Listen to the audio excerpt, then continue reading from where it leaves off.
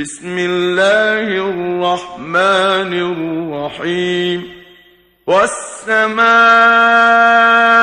ذات البروج واليوم الموعود وشاهد ومشهود قتل أصحاب الأخدود النار ذات الوقود إذ هم عليها قعود وهم على ما يفعلون بالمؤمنين شهود وما نقموا منهم إلا أن يؤمنوا بالله العزيز الحميد الذي له ملك السماوات والأرض والله على كل شيء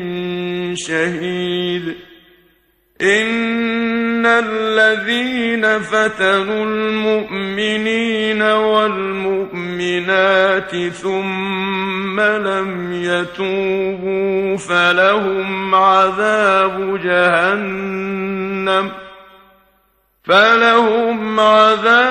جهنم ولهم عذاب الحريق إن الذين آمنوا وعملوا الصالحات لهم جنات تجري من تحتها الأنهار ذلك الفوز الكبير إن بطش ربك لشديد إنه هو يبدئ ويعيد وهو الغفور الودود ذو العرش المجيد فعال لما يريد هل أتاك حديث الجنود فرعون وثمود بل الذين كفروا في تكذيب والله من ورائهم محيط بل هو قرآن مجيد في لوح محفوظ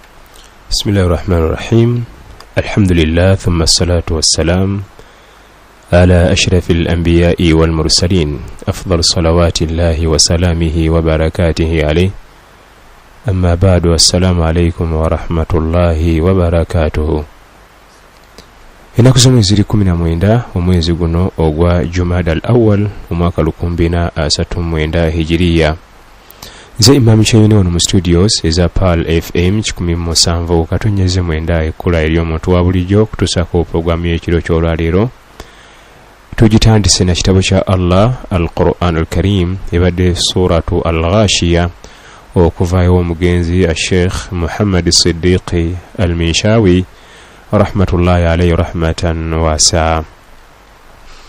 Wano mu studios tulimu ne Sheikh Abdul Karim Mugendera buli lwamande okubaka ensonga zaatujjukiza mu aqida yaffe. Naam.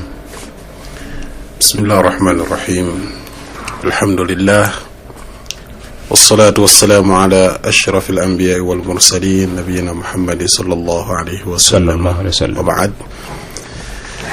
Wano jafa balungi abatuuliza ku PAL. Assalamu alaikum wa rahmatullahi wa barakatuh. Wa alaikum assalam wa rahmatullahi wa barakatuh. Tumebaza Allah subhanahu wa ta'ala iranga tumutendereza olw'ebirungi byatukolera era byatutuusaako mu budde bwonna. Tusaba Allah abenga atukuumira ebirungi by'abatuwadde ate era tumusaba Allah subhanahu wa ta'ala ensobi zonna ze tuba tukoze tumusaba Allah abenga tusonyiwa. Mu kiseera kino nga tukyatunulira engeri gye tuyinza okutereezaamu enzikiriza yaffe tusobole okuba nga tutuuka eri Allah subhanahu wa ta'ala nga tuli mu abo abaddu lwe yasiima, nga tujja tutunuulira ensonga ekwatagana ne huquuq annabi sallallahu alaihi wasallam ala ummatihi sallallahu alaihi wasallam, ebivunaanwa byaffe bye tulina okutuukiriza naddala eri omubaka, naddala buli muntu yenna akkiriza nti ddala Muhammad sallallahu alaihi wasallam mubaka wa Allah, oyina ebintu byoteekeddwa okuba nga otuukiriza naddala ku saidi ye. Ng'olwaleero insha Allahu ta'ala tujja kutunuulira ensonga ey'omunaana mu bintu bye tulina okutuukiriza naddala eri omubaka Muhammad sallallahu alaihi wasallam, nga ey'omunaana egamba nti inzaaluhu makanatahu sallallahu alaihi wasallam bila ghuluwin wala taqsir. Ensonga eno ekwatagana n'okubanga nabbi sallallahu alaihi wasallam tumussa mu kifo ekyo Allah kye yamussaamu, nga tetumuwanise waggulu kumusukkulumya Allah we yamussa, ate era nga tetumukkakkanyizza kitiibwa kye ng'abantu bwe bamukkakkanya abamu abatamutegeera sallallahu alaihi wasallam. Ensonga eno nkulu nnyo bw'oba otunuulidde nti nabbi sallallahu alaihi wasallam abantu ba mirundi ng'esatu balina enzikiriza ez'enjawulo ku ye. Waliwo abantu abaasitula nabbi sallallahu alaihi wasallam ne bamussa ku ddaala kumpi lya Allah, nabbi waffe. Era tujja kutunuulira n'ebigambo ebimu abantu batera okukozesa, oluusi tubikozesa mu butamanya, naye nga tuba tusitudde nabbi ne tumujja mu ddaala Allah mwe yamussa sallallahu alaihi wasallam. Tetutunuulira abantu abalala nga bo bamukkakkanya ne bamussa wansi ku ddaala erisemberayo ku baddala erya wansi sallallahu alaihi wasallam. Ne batuuka omuyita majinun, bamuyita omulalu, ne bamuyita shairun, ne bamuyita kahinun, ebyo byonna byonna babimuyita sallallahu alaihi wasallam, naye nga byonna bitendo bya bukendeevu bibamussaako. Byonna Allah subhanahu wa ta'ala yabitugamba, engeri gye bamukkakkanyangamu, gye bamuyitangamu, ebyo byonna. Kati ne wabaawo ekibinja ekiri mu makkati, tebaasitula nabbi sallallahu alaihi wasallam kumujja Allah subhanahu wa ta'ala we yamussa, ate era tebamukkakkanya, bamuleka mu ddaala eryettuufu lyateekeddwa okubaamu. Kakati abantu bano abali mu makkati be baba mutwala nti huwa Abdullah wa rasuluhu, muddu wa Allah era mubaka we, era ne bakakasa nti afdalu al anbiya, yasinga bannabbi bonna, yasinga ababaka bonna ekitiibwa, era yasinga abantu bonna ekitiibwa abaasooka n'abalisembayo. Bo bakikakasa nti nabbi Muhammad sallallahu alaihi wasallam ayina ekitiibwa Allah subhanahu wa ta'ala kye yamuwa, era ekitiibwa ekyo kye tuteekeddwa naffe omutwaliramu. Wa huwa sahibu al-maqam al-mahmud, yenanyini kifo ekyo ekyogerwako al-maqam al-mahmud, era yenanyini luzzi olwo olw'ekitiibwa. Naye ebyo byonna byonna tubiwulira, lakinnahu bashar, muntu asigala muntu. Omuntu Allah subhanahu wa ta'ala gwe yatonda nga la yamliku li nafsihi wala li ghayrihi darran wala naf'a sallallahu alaihi wasallam. Taina sallallahu alaihi wasallam muntu gwayinza kutuusaako buzibu oba kumutuusaako bulungi okujjako Allah kyaba yagadde subhanahu wa ta'ala. Kakati bwe tutunuulidde nabbi sallallahu alaihi wasallam nga batujja okunnyonnyola nti waliwo abantu abaayitawo ku ye sallallahu alaihi wasallam, mu mbeera ey'okugamba nti bamwagala, naye ate mu kumwagala ne basukka balina okukoma. Nga bw'olaba sallallahu alaihi wasallam, olunaku lyali mu Madiina ne wabaawo ekibinja ky'abantu ekyagaa nti wafiina nabiyyun ya'lamu ma fi ghadin, kumanye tuli lwakitiibwa, tulina ne nabbi amanyi ebinaakola ki, ebinaabaawo enkya. N'abagamba subhanallah, lwaki mwogera ekigambo ekifaanana bwe kityo? Teri amanyi binaabaawo nkya okujjako Allah wahda. Allah subhanahu wa ta'ala yekka yamanye ebinaabaawo. Kakati bano ekyaboogeza kino kwagala omukwano gwe baali balaga nabbi sallallahu alaihi wasallam, naye ate gwabatuusa ku kigambo ekibi ekyokubanga basitudde nabbi bamujje mu kifo Allah subhanahu wa ta'ala we yamussa, ekyokugamba nti ne nabbi amanye ebinaabaawo enkya. teri amanyi binaabaawo nkya okujjako ekyo Allah subhanahu wa ta'ala yakyesigaliza, era nebinaabaawo nkya Allah yabimubuulira nti nkya wajja kubaawo kino oba wajja kubaawo kiri, nga waliwo akoze eki akimutegeezezza. Naye bw'otunuulira olwaleero waliwo abantu abamu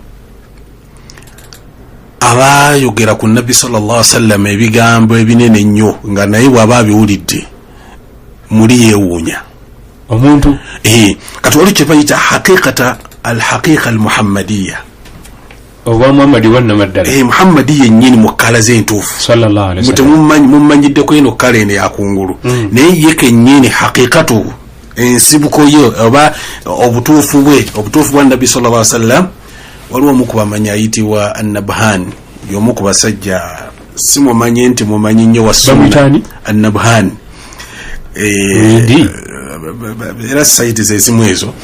Kakati bwe yali ayogera ku Nabbi sallallahu alaihi wasallam yagamba nti i'lam annahu lamma ta'allaqat iradatu al-haqq, amakulu nti Allah subhanahu wa ta'ala bwe yali ayagala okutonda ekitonde kyo bitonde fenna, abraza alhaqiqa almuhammadiya, yajjayo obutuufu bwa Nabbi Muhammad sallallahu alaihi wasallam min anwarihi. Allah najjayo nabbi nga amujja mu kitangaala kye. Kakati ekitangaala ekyo kyekyavaamu ebitonde byonna byolaba olwaleero ku duniya. Watu wagamba nabbi watu ebiri waggulu ebiri mu nsi byonna bikitangaala ekyava mu Nabbi Muhammad sallallahu alaihi wasallam. Amakulu mu kyo nti Allah subhanahu wa ta'ala yatonda Muhammad sallallahu alaihi wasallam min nurihi. Allah yatonda Nabbi Muhammad nga amujja mu kitangaala kye. Ekigambo ekyo kigamba nti yatonda Nabbi Muhammad sallallahu alaihi wasallam nga amujja mu kitangaala kye. Fenna tumanya abantu batondebwa bavaawa. Abantu bonna Allah subhanahu wa ta'ala aganti bwemubanga ddala mubuusabuusa engeri gye twabatondamu, fa inna khalaqnakum min turab, twabatonda tubajja mu ttaka. Ne Nabbi Muhammad sallallahu alaihi wasallam naye era y'omu ku bantu Allah subhanahu wa ta'ala be yakola ki, be yatonda. Naye bagamba nti Nabbi Muhammad sallallahu alaihi wasallam Allah yamutonda qabla Adam, qabla khalqi al-awalim, wakubanga Allah tannatonda nabitonde byonna nabbi yali waali ogulu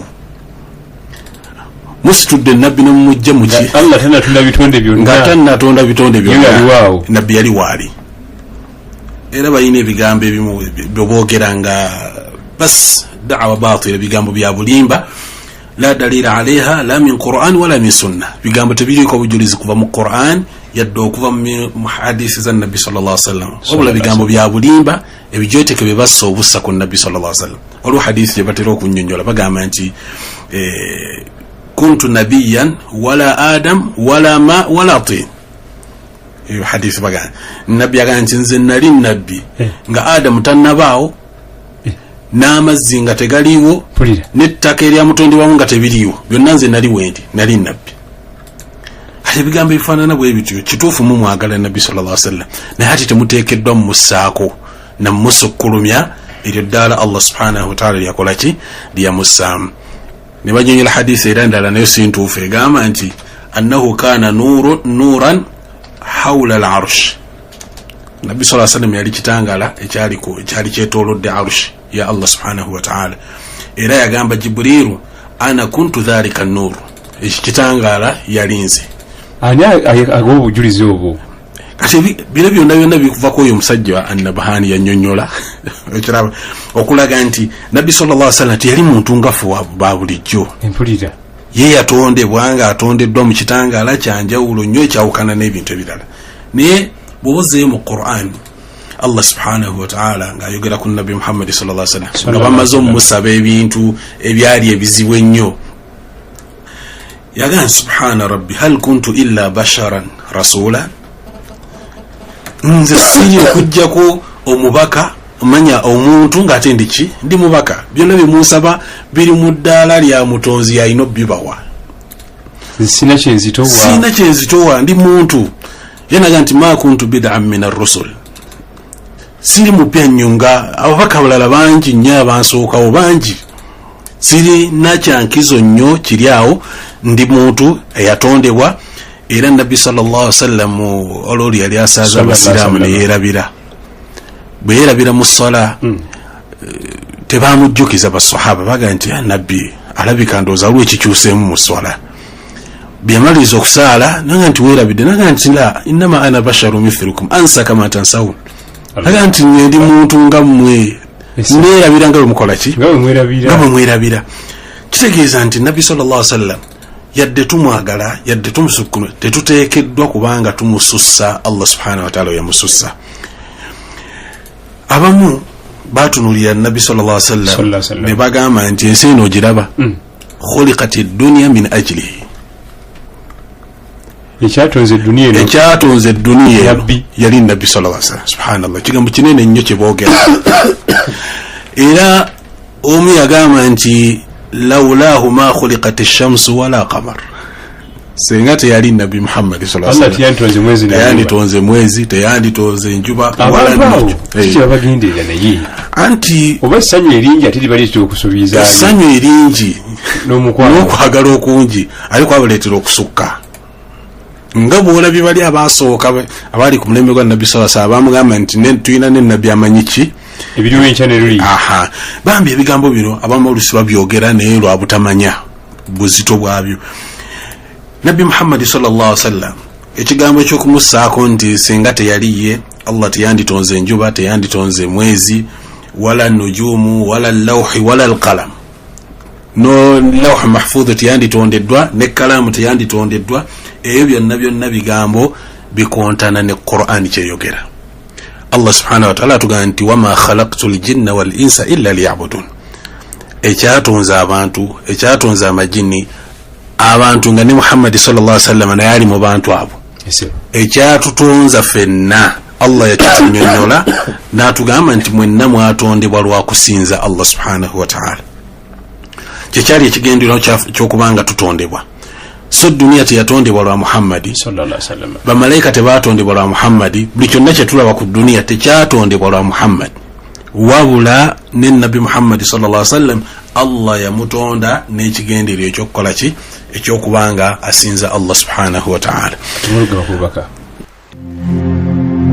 alayka ya Sheikh wange abamu basussa nabbi sallallahu alaihi wasallam muwana atawo ne basuka mu muvumu saidi zombi katutunulya abamuwana ate ne bamusukkulumya wateekeddwa okuba ate n'osanga abamuvumirira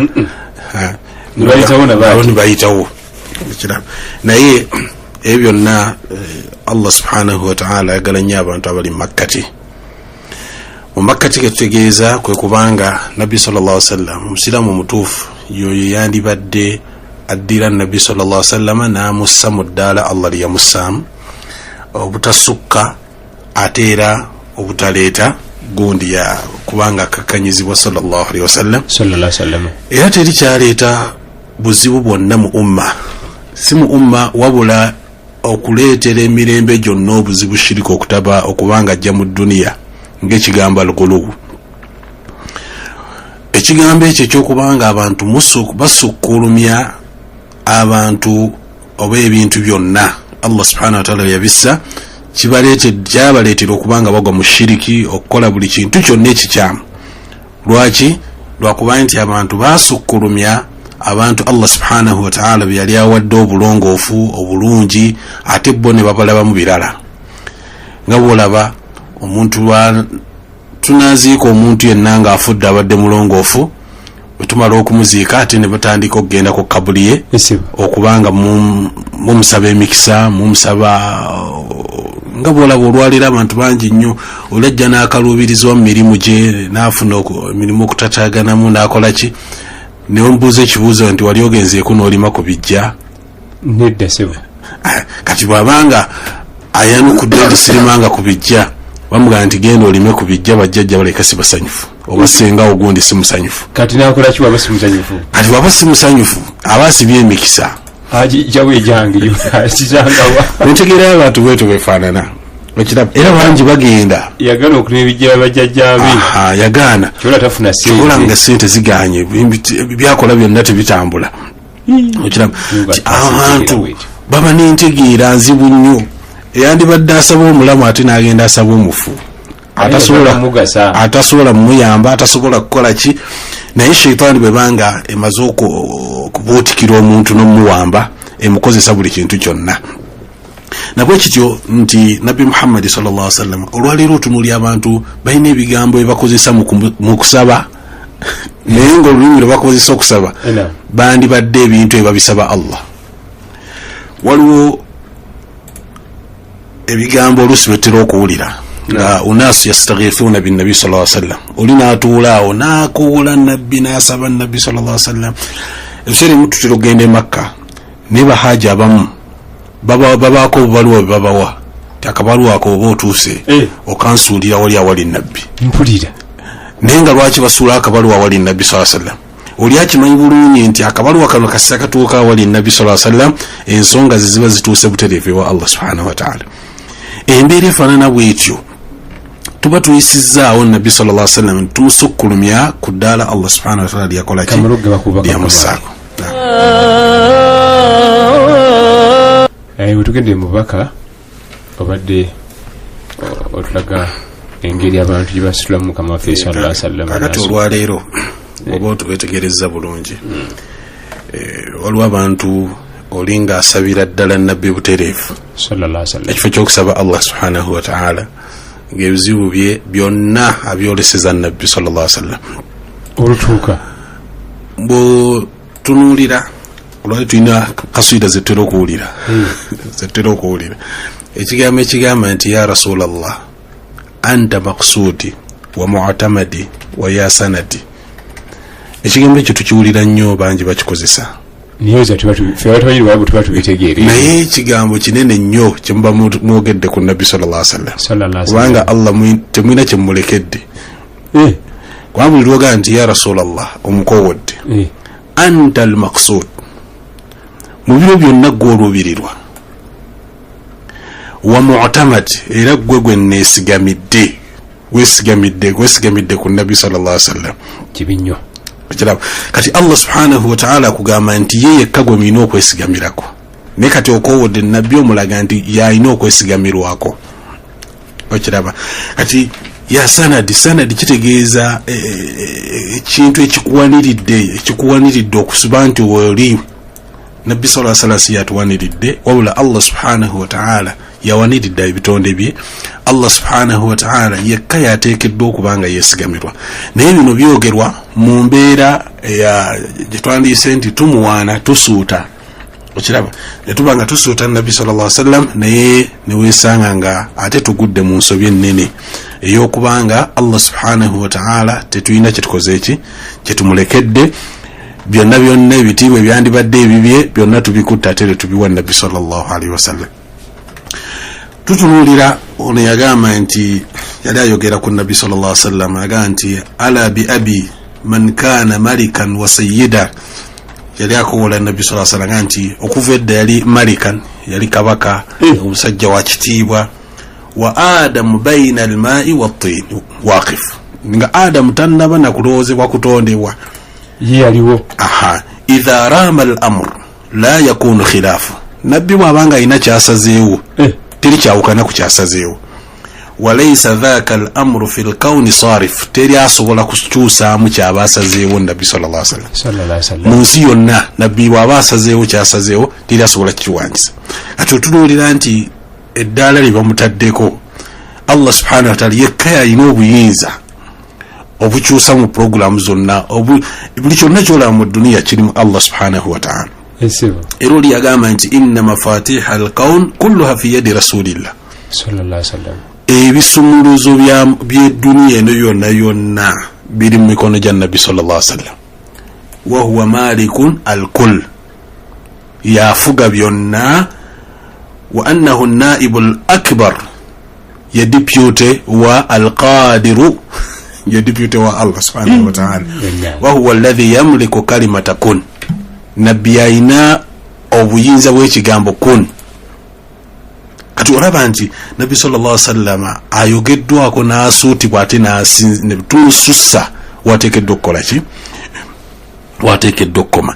Ebyo byonna byonna muganda wange omulungi ampuliriza, oba olowooza nti oyagala nabbi sallallahu alaihi wasallam naye nga bambi ebigambo byoyogera tebikwatagana olunaku n'olumu n'ebyo nabbi sallallahu alaihi wasallam byasomesa. Olaba omusiraamu yagamba bugambe nti masha allahu wa shi'ta, Allah bw'anaaba yagadde naawe nabbi Muhammad sallallahu alaihi wasallam tujja kukola bwe tuti. Nanga nti la aj'altani lillahi nidda, lwaki ongeraageranya ne Allah subhanahu wa ta'ala?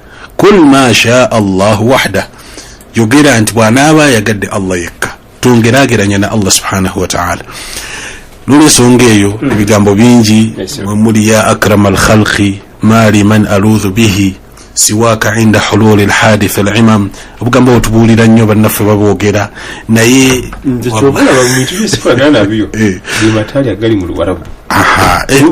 mulimu ensobi mpitirivu, ensobi nyingi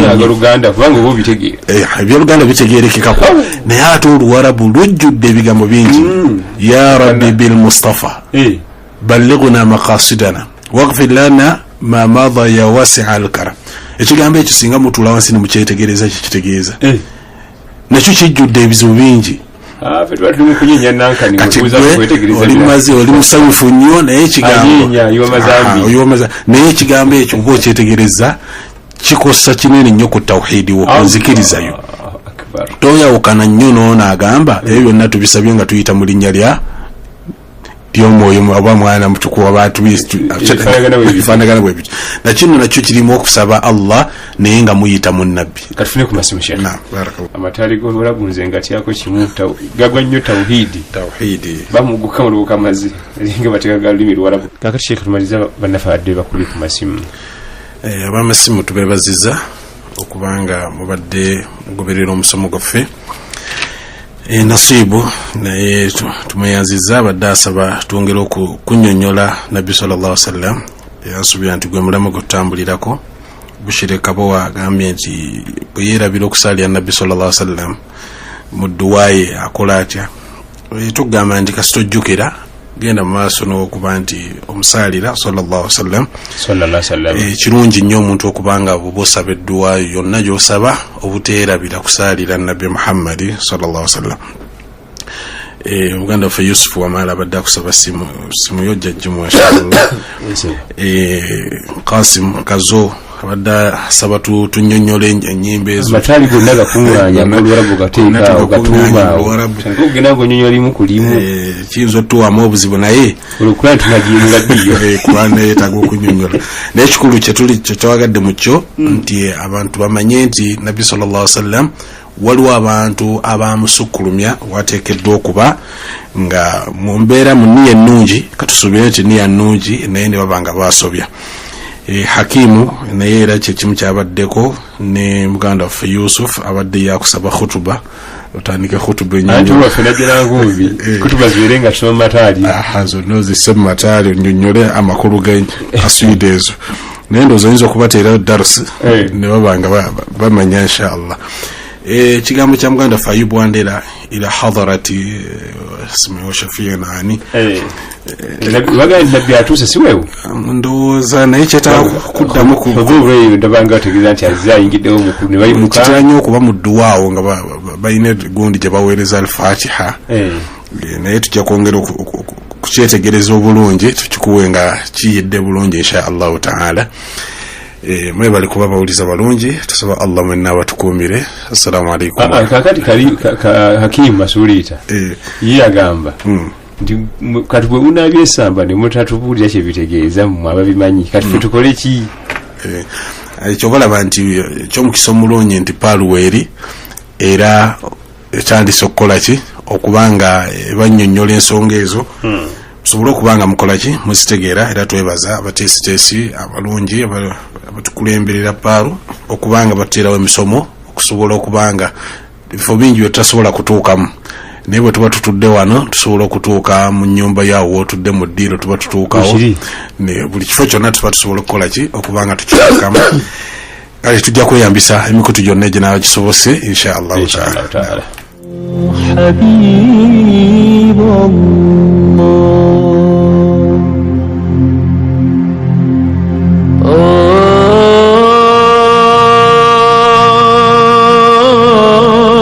tuwirabira tuli mwezi gwa Jumada al awwal mwezi gwa butiti n'ekigambo Jumada kyennyini kitegeeza butiti mu lulimi Olwarabu. Wassalamu alaikum wa rahmatullahi wa barakatuhu.